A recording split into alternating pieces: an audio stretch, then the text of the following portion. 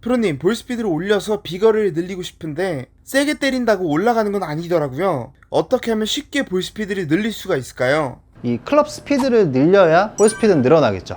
밀고 당기는 힘이나 아니면 이 회전으로 비틀어주는 힘, 이 두 가지 힘은 강하게 써주셔야 클럽 헤드 스피드가 빠르게 늘어나면서 비거리에도 많은 효과를 보실 수 있습니다. 그래서 연습하실 수 있는 거는 일단 단순하게 하프 스윙부터 해보시는 겁니다. 자, 클럽 헤드를 백스윙 방향으로 밀어주고 다운스윙 방향으로 강하게 당겨주면서 이런 힘을 써서 쳐보신다면 다른 느낌의 임팩트를 느끼실 수 있을 거예요. 흔히 우리가 얘기하는 체중 이동도 이 힘에 해당이 되겠죠. 밀고 당겨야 되잖아요. 네네. 그 타이밍은 어떻게 맞출 수가 있어요? 사실 그런 타이밍을 느끼기 어렵기 때문에 이제 작은 스윙부터 시작을 해보시라는 건데, 좀 더 쉽게 연습하실 수 있는 방법은 이 스텝을 타보시는 거예요. 보통 이제 하체를 고정해야 된다는 생각도 너무 강하시기 때문에 이제 너무 무릎과 허리를 움직이면 안 된다는 생각에 이렇게 너무 강하게 고정을 하고 스윙을 하시다 보니까 이 상태에서는 밀고 당기는 힘 자체가 불가능하겠죠. 그래서 오히려 이 하체를 자유롭게 움직여 보시면서 이 백스윙 하실 때 왼발이 살짝 이렇게 들리셔도 좋습니다. 일단은 이 지금 연습하는 거의 포인트는 어떠한 스윙 모양을 만든다기보다는 비거리를 위해서 나에게 맞는 힘을 찾는 과정이기 때문에 이 과정에서는 이렇게 스텝을 좀 과하게 밟아 보시면서 몸이 좀 오른쪽 왼쪽으로 이동하셔도 전혀 상관이 없어요. 이렇게 몸을 좌우로 많이 움직이면서 치시다 보면 그 타이밍을 잡기에 오히려 조금 더 편하실 거예요. 이 밀고 당기는 힘이라는 거는 어떻게 보면 이 백스윙과 다운스윙이 전환되는 이 타이밍이거든요. 사실 이 타이밍에서 힘을 정확히 가져오지 않으면 절대 강력한 임팩트를 만들 수가 없습니다. 그 전환은 백스윙 탑에서 해야 하는 걸까요? 백스윙 탑이 100이라면 어디쯤에서 전환을 해야 되나요? 이거를 굳이 수치상으로 표현하자면 95라고 생각하시면 됩니다. 보통 하체 리드나 이 밀고 당기는 타이밍을 생각했을 때 너무 다 완성되고 나서 시작을 하자니 이 스윙 리듬 자체가 끊겨서 스피드가 줄어들고, 또 흔히들 얘기하는 것처럼 백스윙이 올라가고 있는 과정에 이 당기는 힘을 쓰려다 보면 또 너무 급하게 쓰다 보니까 힘이 충분히 모이지 않은 상태에서 리드가 되면서 또 힘의 손실을 보게 되는 거죠. 백스윙이 95% 정도 완성이 됐을 때 당긴다고 생각해 주시면 조금 더 자연스러운 리듬을 찾으실 수 있을 거예요. 예를 들어서 한번 보여드리면, 너무 이렇게 멈췄다 치게 되면 사실상 리듬이 끊기기 때문에 스피드적에서 많은 손실을 보게 되고요.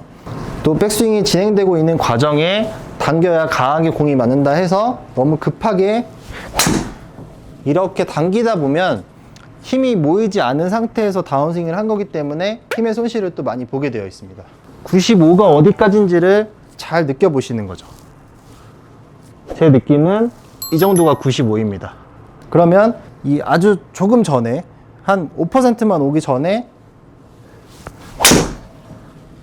이렇게 당겨준다고 생각하시면 이게 좋은 타이밍이 될 수 있어요. 프로님, 그러면은 밀어서 전환까지는 잘 했다고 생각을 했을 때 이제 당겨와야 되잖아요. 어디로 당겨와야 되는 걸까요?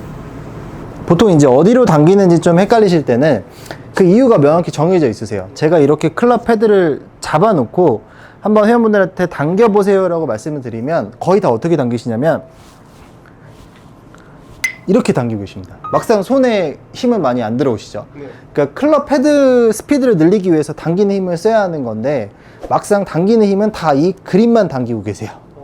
그렇기 때문에 몸을 아무리 강하게 당겨도 헤드 스피드는 늘어나지 않고, 그리고 이렇게 당기셨을 때 그립만 당기고 있기 때문에 막상 헤드가 어느 방향으로 가야 할지 이 감을 잡기가 너무 어려워지는 거죠. 그래서 이 당기는 힘을 쓸 때 가장 중요한 것은 바로 이 그립 끝이 아니라 저 끝에 있는 헤드를 당기는 느낌을 느끼셔야 이 헤드가 어느 방향으로 간다라고 생각 안 하셔도 자연스럽게 공으로 갈 수밖에 없어요. 그 힘 자체를 이 헤드를 당기는 힘을 쓰느냐, 아니면 그냥 그립 끝만 이렇게 끌고 오는 이런 당기는 힘을 쓰느냐를 느껴보신다면 이 방향적인 고민도 자연스럽게 해결이 되실 겁니다. 그리고 또 한 가지 힘은 이 손목과 팔뚝을 이 순간적으로 이 비틀어주는 힘을 활용해서 공을 쳐보시는 거예요. 자, 이번에는 밀고 당기는 힘 없이 제자리에서 자, 손목과 팔뚝을 이렇게 순간적으로 비트는 힘만 사용해 보시는 거죠. 일단 비튼다는 거에서 제일 첫 번째는 이 상하체 비틀림이 있습니다. 그래서 당연히 골반보다는 이 어깨 회전이 더 많이 이루어져야 이 상하체가 이렇게 비틀어지면서 꼬임이 생기고 그 꼬임이 풀리면서 스피드가 나기 때문에 1차적으로는 이 백스윙 하실 때 골반의 회전보다 어깨가 이렇게 많이 돌아 있는지, 이 갭은 많이 비트면 비트실수록 헤드 스피드는 많이 늘어나게 되어 있습니다. 그래서 골반보다 어깨가 조금 더 많이 이렇게 비틀어주는 이 힘을 느끼셔야 되는 거고, 그리고 두 번째 비트는 힘은 이 바로 팔뚝과 손목 비틀림인데, 백스윙 하실 때 저희가 이렇게 회전을 가져가지 않죠. 이거는 이제 퍼터 하실 때처럼 이렇게 직선 운동을 하실 때 얘기고, 이제 비거리를 위해서는 회전 운동을 해야 하기 때문에 백스윙 때 자연스럽게 이렇게 코킹도 하고 팔뚝을 비틀면서 이런 각도가 나오는데, 그러면 당연히 반대쪽에서도 이렇게 똑같이 비틀어지는 이런 모양이 나오셔야 돼요. 그러니까 대칭을 생각해 보신다면 이게 방향이라든지 어느 정도 비틀어야 되는지 조금 더 느끼기 편하실 겁니다. 그래서 팔뚝을 제대로 비틀었다면 백스윙 때 이렇게 오른 팔꿈치가 받쳐졌던 이 느낌이 공을 치고 나서도 같은 이런 모양이 나올 수 있어요. 그런데 이 비틀리는 힘이 제대로 나오지 않았다면 오히려 이렇게 왼팔이 쫙 펴져 있거나 아니면 이렇게 회전 없이 당겨치는 치키니 모양이 나올 수 있겠죠. 이렇게 비틀어서 쳐야 된다고 하셨잖아요. 네네네. 이렇게. 네. 이게 백스윙 때 모양이 요 모양이 왼팔에서 나오게. 네네. 똑같이 대칭이 돼야 됩니다. 그렇게 치면 네. 이렇게 이렇게 훅이 어느 타이밍에 돌리고 대칭을 어떻게 만들어야 되는 거예요? 지금처럼 일단은 비트는 힘을 과하게 좀 주다 보면 이렇게 조금 더 훅이 날 수 있는데, 이런 거는 사실 비트는 힘 두 가지 중에 한 가지만 썼다고 생각하시면 됩니다. 이 팔뚝 비트는 힘과 함께 당연히 아까 말씀드렸던 이 상하체 비트는 힘도 같이 사용이 됐어야 되는데, 이제 몸통 비틀리는 힘을 사용하지 않고 지금처럼 너무 팔의 비틀림만 사용했기 때문에 훅이 나는 거죠.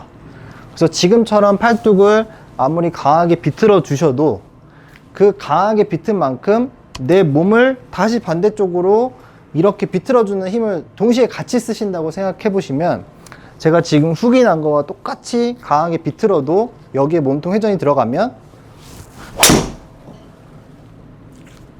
이 훅이 이렇게 드로우로 바뀌게 되어 있습니다.